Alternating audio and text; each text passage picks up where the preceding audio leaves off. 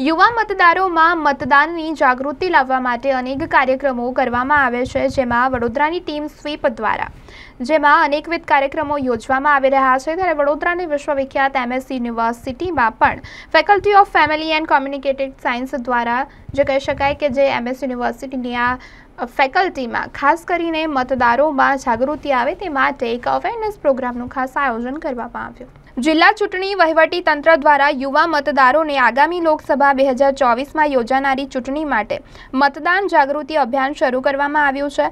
ત્યારે એમએસ યુનિવર્સિટીની faculty of family and community સાયન્સના યુવા મતદારો અને પ્રથમ વખત મત આપતા વિદ્યાર્થીઓ માટે મતદાન પ્રક્રિયાની સમજ આપવામાં આવી।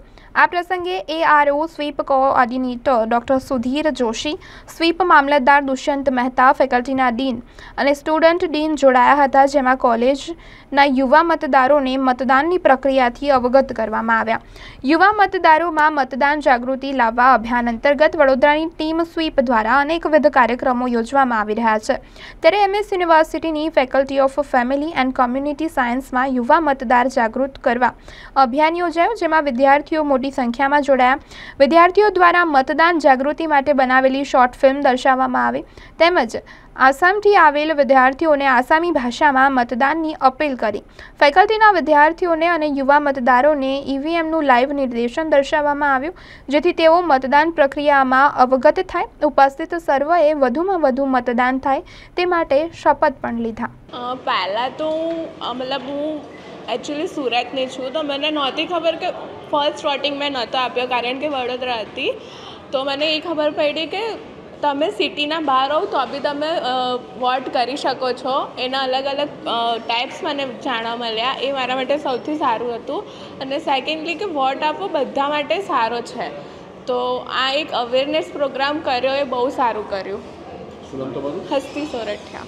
આજે જે વોટર અવેરનેસ પ્રોગ્રામનું આયોજન faculty of family and community sciences ખાતે થયું હતું, તો એમાં ફર્સ્ટ ટાઈમ જે વોટર્સ છે એ લોકોને ઈવીએમ કેવી રીતે કામ કરે છે, વોટ કેમ કરવો જોઈએ અને એ લોકશાહી માટે કેટલું મહત્ત્વનું છે એના વિશે જાણકારી આપવા માટે ઇલેક્શન ઓફિસ બરોડા જે છે એના સહયોગથી અમે લોકોએ આખો એક કાર્યક્રમનું આયોજન કર્યું હતું।